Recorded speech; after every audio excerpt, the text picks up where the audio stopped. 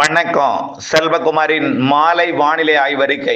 அதிகாரப்பூர்வ வானிலை அறிக்கைக்கு இந்திய வானிலை ஆராய்ச்சித்துறை அறிக்கையை பார்க்கவும். 2026 பிப்ரவரி 25 புதன்கிழமை மாலை நிலவர ஆய்வறிக்கை. நேற்றைக்கு, அதாவது கடந்த 24 மணி நேர மழை பொழிவையும் வானிலை அமைப்பையும், இன்றைக்கு எங்கே மழை தொடங்கி பெய்து கொண்டிருக்கிறது, வரக்கூடிய மணி நேரங்கள் நள்ளிரவு அதிகாலை வரை எங்கே, வரக்கூடிய நாட்கள் வானிலை எப்படி, வெயில் எப்படி, அடுத்த நிகழ்வு எப்பொழுது, அடுத்தடுத்த 2 நிகழ்வுகள் இருக்கிறது, அது எப்பொழுது மழை தரும், இவை எல்லாம் இதில் பார்ப்போம். இறுதி வரை கேட்டு பயன்பெற அன்போடு கேட்டுக்கொள்கிறேன். அதிகாரப்பூர்வ மழைமானி உள்ள இடங்களை முதல்ல பார்ப்போம். அடுத்தது கிராமப்புறங்களை பார்ப்போம்.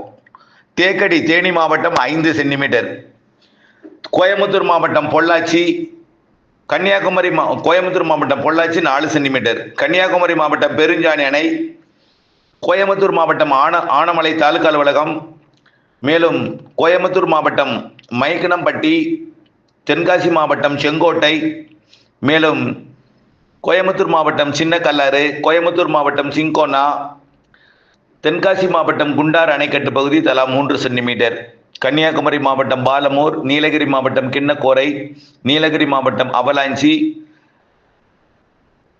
மேலும் திருநெல்வேலி மாவட்டம் ஊத்து தலா 2 சென்டிமீட்டர், மேலும் தென்காசி மாவட்டம் சங்கரன்கோயில், நீலகிரி மாவட்டம் கோடநாடு, கன்னியாகுமரி மாவட்டம் சுரலக்கோடு, தேனி மாவட்டம் வைகை அணை, திருப்பூர் மாவட்டம் திருமூர்த்தி அணை, திருநெல்வேலி மாவட்டம் நாலுமுக்கு, ஈரோடு மாவட்டம் பவானிசாகர், கன்னியாகுமரி மாவட்டம் சிற்றாறு 1, கன்னியாகுமரி மாவட்டம் முக்கடல் அணை, மேலும் நீலகிரி மாவட்டம் குந்தாபாலம், கோயம்புத்தூர் மாவட்டம் உப்பசி, மேலும் கன்னியாகுமரி மாவட்டம் புத்தன் அணை, சேலம் மாவட்டம் மேட்டூர் தலா 1 சென்டிமீட்டர். இது இல்லாமல் மழைமானி, அதிகாரப்பூர்வ மழைமானி இல்லாத இடங்கள் ஈரோடு மாவட்டம், நீலகிரி மாவட்டத்தோட அந்த கர்நாடக எல்லையோர பகுதி திகனரை, அதாவது 16 மில்லிமீட்டர். அடுத்து பார்த்தீங்கன்னா பனகல்லி 43 மில்லிமீட்டர். அடுத்து பார்த்தீங்கன்னா கல்லம்பாளையம் 22 மில்லிமீட்டர். ஈரோடு மாவட்டம், மேலும் அதாவது பவானிசாகருக்கு வடக்கு புறம் வரும் இது எல்லாமே தலமலை 23 மில்லிமீட்டர். நீலகிரி மாவட்டத்தில் நிறைய இடங்களில் மழை இருந்தது. அடுத்து பார்த்தீங்கன்னா எப்பநாடு 23 மில்லிமீட்டர். அடுத்தபடியாக பார்த்தீங்கன்னா அன்னூருக்கு அருகிலே கஞ்சம்பள்ளி 23 மில்லிமீட்டர். அடுத்தபடியாக பார்த்தீங்கன்னா கிணத்துக்கடவு 26 மில்லிமீட்டர். அடுத்தது கோதவாடி 24 மில்லிமீட்டர். பொள்ளாச்சி ஏற்கனவே படித்தது தான் 33 மில்லிமீட்டர். அடுத்தபடியாக சுப்பேன் கவுண்டன்புதூர் 51 மில்லிமீட்டர். பெரிய போது 44 மில்லிமீட்டர். கோலார்பட்டி 25 மில்லிமீட்டர். அடுத்தபடியாக கோட்டூர் பேரூராட்சி அலுவலகம் பொள்ளாச்சி தெற்கு 19 மில்லிமீட்டர். அடுத்தபடியாக பெரிய வாழவாடி 32 மில்லிமீட்டர்.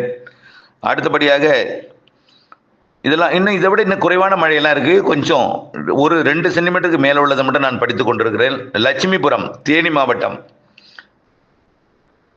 24 மில்லிமீட்டர். அடுத்தபடியாக பார்த்தீங்கன்னா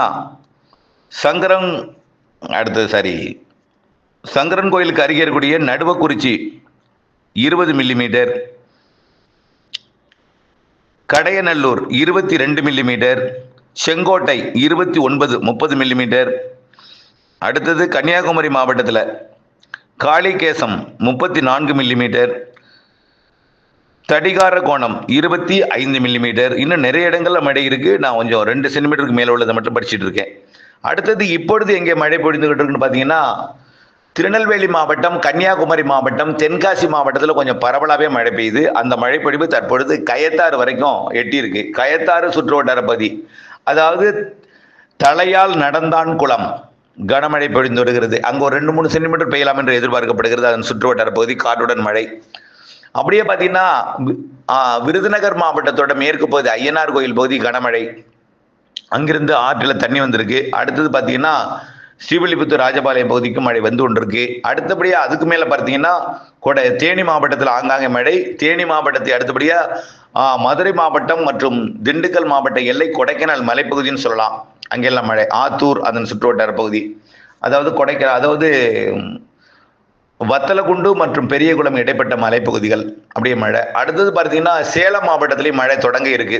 ராசிபுரம் சேலம் இடைப்பட்ட பகுதியில் மழை தொடங்க வாய்ப்பு இருக்கு. அப்புறம் பாலக்காட்டு கணவாயிலையும் ஆங்காங்கே தொடங்க வாய்ப்பு இருக்கு. இரவு 11 மணி வரைக்கும் எதிர்பார்க்கலாம். இரவு 10 மணிக்கு கொஞ்சம் அங்கே வாய்ப்பு இருக்கு.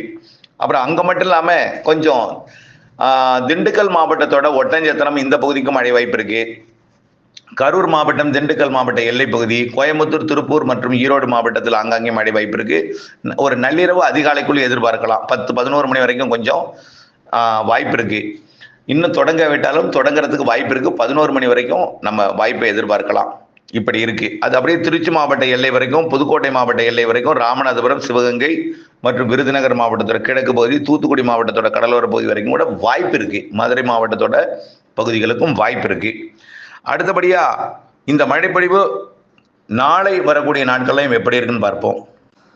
அதாவது இன்று தொடங்கி இருக்கக்கூடிய தென் மாவட்ட, மேற்கு தொடர்ச்சி மலை, மேற்கு மாவட்டங்களோட அந்த தளி அங்க கூட மழை தொடங்கி இருக்கு. தளிக்கும், அதாவது திருமூர்த்தி அணைக்கட்டு பகுதி தளிக்கும் மறையூர் வரைக்கும் கூட மழைப்பொழிவு தொடங்கி இருக்கு. அது அப்படியே உடுமலைப்பேட்டை பகுதிக்கு வரலாம். அப்படியே பழனி, மானுப்பட்டி போன்ற பகுதிகளுக்கும் வாய்ப்பு இருக்கு எல்லாமே. அடுத்தபடியாக நாளை அதிகாலை வரைக்கும் இந்த மழைப்பொழிவு தென் மாவட்ட கடலோர பகுதிகளுக்கும் அதனை ஒட்டியுள்ள புதுக்கோட்டை, இந்த சிவகங்கை மாவட்டம் வரைக்கும் கூட நாளை அதிகாலை வரை வாய்ப்பு இருக்கு. நள்ளிரவுல கொஞ்சம் வாய்ப்பு இருக்கு. அந்த இடத்துல எல்லாம் நள்ளிரவுக்கெல்லாம் மதுரை, திருச்சிராப்பள்ளியோட தெற்கு பகுதி, புதுக்கோட்டை மாவட்ட பகுதி, சிவகங்கை மாவட்ட பகுதி, ராமநாதபுரம் மற்றும் தூத்துக்குடி மாவட்ட பகுதிகளுக்கு நள்ளிரவுக்கு பிறகு அதிகாலையில் மழை வாய்ப்பு தெரிகிறது. நள்ளிரவு கண்டிப்பா கொஞ்சம் வரும் என்று எதிர்பார்க்கப்படுகிறது. இதற்கப்புறம் நாளை வியாழக்கிழமை 26ஆம் தேதி மாலை இரவில் நாளைக்கும் இதே போல மேற்கு மாவட்டங்கள், தென் மாவட்டங்கள் ஆங்காங்கே இருக்கும். ஆனால் இன்றைய விட நாளை கொஞ்சம் குறைந்த பரப்பில் தெரிகிறது. தென் மாவட்டம் இன்றைக்கு பெய்த இடத்திலே தான் நாளைக்கும், ஆனால் கொஞ்சம் பரப்பில் குறைந்திருக்கும். ஆனால் நாளைக்கும் ஆங்காங்கே இருக்கும். விருதுநகர் மாவட்டம் உட்பட நாளைக்கும் ஆங்காங்கே இருக்கும். அதே போல 27ஆம் தேதி வியாழக்கிழமையும் ஒரு சில இடங்கள்ல வாய்ப்பு இருக்கு. வியாழக்கிழமை கொஞ்சம் கூடுதல் பரப்பில் தெரியுது. அதாவது பாலக்காட்டு கணவாய் பகுதி, கோயம்புத்தூர் மற்றும் அப்படியே பார்த்தீங்கன்னா திருப்பூர் மாவட்ட பகுதி, நீலகிரி, ஈரோடு, திண்டுக்கல் மற்றும் அப்படியே பார்த்தீங்கன்னா மதுரை. என்ன சார் திண்டுக்கல்னு சொல்றீங்க? வரல, கொஞ்சம் இருங்க, நம்ம எதிர்பார்க்கிறோம். இது நம்ம அறுவடைக்கான முன்னெச்சரிக்கை. அறுவடை தானியங்களை மூடி பாதுகாக்கிறதுக்கான முன்னெச்சரிக்கை. அறுவடை தானியங்களை நனைந்தவர்கள் தான் தெரியும் அவரோட கஷ்டம். ஆகவே நேற்றைக்கு திடீரென்று மழை 5 சென்டிமீட்டர் எல்லாம் பொள்ளாச்சியில் யாரும் எதிர்பார்க்கல. அங்கே கொட்டியது, அங்கே நிறைய இடங்கள்ல நனைத்து விட்டதையும் தெரியும். ஆகவே கொஞ்சம் முன்னெச்சரிக்கை தான். இப்போ எடப்பாடி சைடில் புகையிலை அறுவடைக்காக காத்திருக்கீங்க. ஆகவே அந்த இடத்துல எல்லாம் பார்த்தீங்கன்னா மழைக்கு வாய்ப்பு இல்லைன்னா கூட மிரட்டல்லாம் இருக்கு. வெள்ளிக்கிழமை வரைக்கும் இந்த மிரட்டல் இருக்கு ஈரோடு மாவட்ட பகுதியில். ஆனால் மழை உறுதி கிடையாது. மழையை எதிர்பார்க்க கூடாது, ஆனால் நனைக்கிற மழை வாய்ப்பு இருக்குங்கிற முன்னெச்சரிக்கைக்கான தகவல். 28ஆம் தேதி வரைக்குமே அந்த வாய்ப்பு இருக்கு. இந்த மேற்கு தொடர்ச்சி மலை மாவட்டங்கள்ல நம்ம ஏற்கனவே சொன்னதுதான். 28ஆம் தேதி வரை மேற்கு மாவட்டங்கள், தென் மாவட்டங்கள்ல இந்த குழப்பம் மழை இருந்து கொண்டிருக்கும்னு சொல்லியிருக்கிறோம். ஆக இன்னைக்கு தேதி 25. இன்னொரு 3 நாட்களுக்கு மாலை இரவுல இந்த மிரட்டல் மழை ஒதுக்கி ஆங்காங்கே நனைக்கும் மழை இதை மாதிரி இருக்கும். ஆனால் மழையை எதிர்பார்க்க வேண்டாம், ஆனால் பெய்யும். ஆனால் அறுவடை விவசாயிகள் முன்னெச்சரிக்கைக்காகத்தான் இந்த அறிக்கை. மழை உறுதியாக ஒரு இடத்துல பெய்யுங்கிறத எந்த இடத்தையும் சொல்ல முடியாது, ஆனால் மழை பெய்யும். இன்னைக்கு கூட கயத்தாறு சுற்றுவட்டார பகுதியிலிருந்து கூட தகவல் வந்திருக்கிறது. நம்ம ஏற்கனவே சொன்னோம். தலையால் நடந்தான் குளம், அது ஊர் பேரு. அங்கேயும் நல்ல மழை. அது கயத்தாறு சுற்றுவட்டாரவே நல்ல மழை தான். இது தகவல் வந்திருக்கு அங்கிருந்து. அடுத்தபடியாக பார்த்தீங்கன்னா இப்படி நிறைய இடங்கள்ல மழை இருக்கு. ஆனால் இன்றை விட நாளை குறையும். ஆனால் நாளை மறுநாள் வெள்ளிக்கிழமை இன்று போல் இருக்க வாய்ப்பு இருக்கு. சனிக்கிழமை விலகிடும். 28ஆம் தேதியோட இந்த சுற்றுமழை 21ஆம் தேதியிலிருந்து அடுத்து 1ஆம் தேதியிலிருந்து வெயில் அதிகரிக்கும். 1ஆம் தேதியிலிருந்து வெயில் இருக்கும். ஏன்னா உயரழுத்தம் இரவு நேரத்தில் குளிரும். இரவு நேரத்தில் குளிர்ந்த வானிலை அப்படியே அந்த உயரழுத்தம் அப்படியே இருந்து கொண்டே இருக்கும். கடலோரத்தில் உள்ளே நுழையக்கூடிய காற்று வெப்பமடைந்து மேற்கே போய் அனலை கொடுக்கும். அது 100 டிகிரியை தாண்டி 101 கூட போகலாம். ஈரோடு மற்றும் கரூர், நாமக்கலோட அந்த கரூர் மாவட்ட எல்லை பகுதிங்கெல்லாம், கோயம்புத்தூர் கூட 35 டிகிரி 36 டிகிரி கூட போகலாம். செல்சியஸில் போகலாம். ஆகவே வரக்கூடிய 1ஆம் தேதியிலேருந்து 8ஆம் தேதி வரை கொஞ்சம் வெயில் அதிகரித்திருக்கும். அதுவே தலைகீழாக மாறிடும்.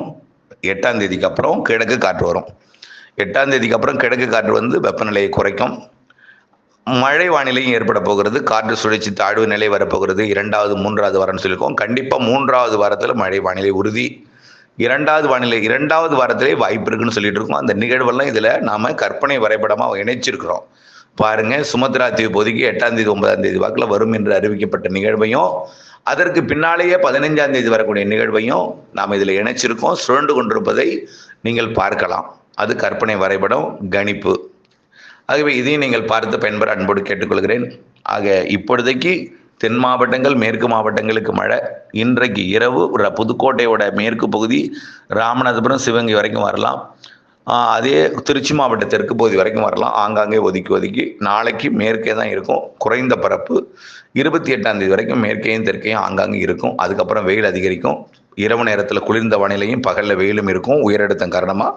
அதுக்கப்புறம் அடுத்தடுத்த நிகழ்வு 8ஆம் தேதிக்கு மேலே 20ஆம் தேதிக்குள்ளே 2 நிகழ்வு இருக்குது. அது மழை தர வாய்ப்பு இருக்குது. 8ஆம் தேதியிலேருந்து 20ஆம் தேதிக்குள்ளே 2 நிகழ்வு. ஒன்று கண்டிப்பாக 2ஆவதாக வரக்கூடிய 15 to 20 வலுவான நிகழ்வு. அதாவது 3ஆவது வாரம் வரக்கூடிய நிகழ்வு வலுவான நிகழ்வு. இணைந்திருங்கள் அப்டேட் சொன்ன. நன்றி.